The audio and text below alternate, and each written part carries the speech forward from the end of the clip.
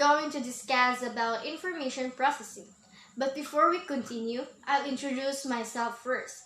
I'm Realim T. Fernandez, a BSZ Math 2 student who belongs to Group 3. What is information processing? Information processing is a cognitive theoretical framework that focuses on how knowledge enters and stored and retrieved from our memory.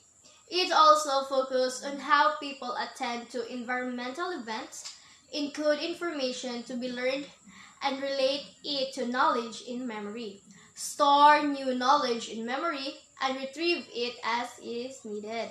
Information processing theory.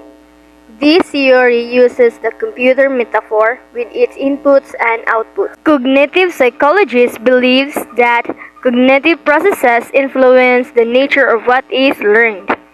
They considered learning as largely as an internal process, not an external behavior change. They look into how we receive, perceive, store, and retrieve information.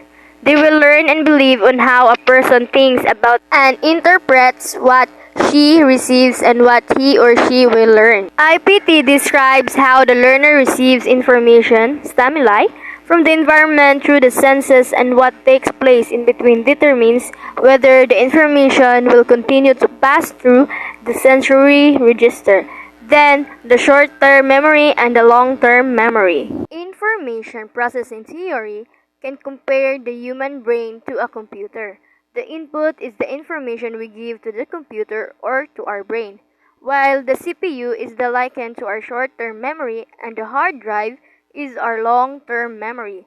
Our cognitive processes filter the information, deciding what is important to save from our sensory memory to our short-term memory. This is George A. Miller, the founder of information processing.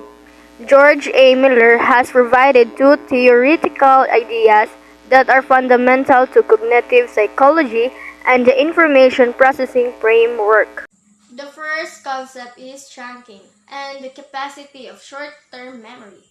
Miller in 1956 presented the idea that short-term memory could only hold 5 to 9 chunks of information, 7 plus or minus 2, where a chunk is any meaningful unit.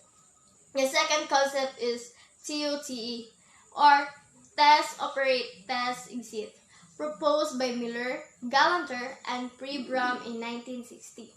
Miller et al. Suggested that TOTE should replace the stimulus response as the basic unit of behavior.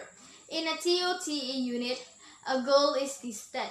This cycle of test operate is repeated until the goal is eventually achieved or abandoned. 3 principles of IPT. The information provided by our environment is constantly processed by a complex series of systems. The processing systems modify the information we gather in systematic ways. The primary goal of research tasks that delve into information processing is to determine which processes and brain structure are behind cognitive performance. Types of knowledge. General versus specific. This involves whether the knowledge is useful in many tasks or only in one. Procedural. This includes knowledge on how to do things. Declarative. This refers to factual knowledge. They also relate to the nature of how things are, and they may be in the form of an image or word. Episodic. Includes memory of life events. For instances, your high school graduation, bonding with your peers, friends, family, etc. Conditional.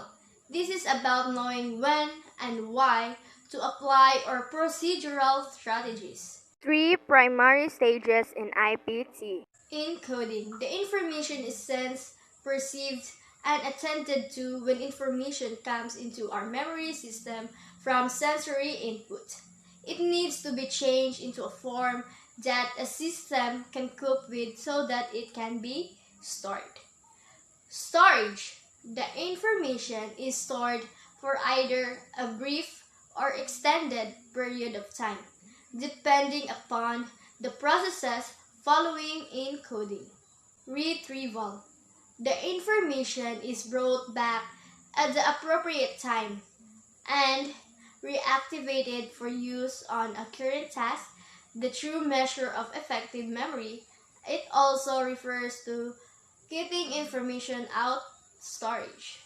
That's all for our discussion. The other lesson we'll discuss to my other groupmates. Hope you will learn and gain from this video. Goodbye and God bless everyone.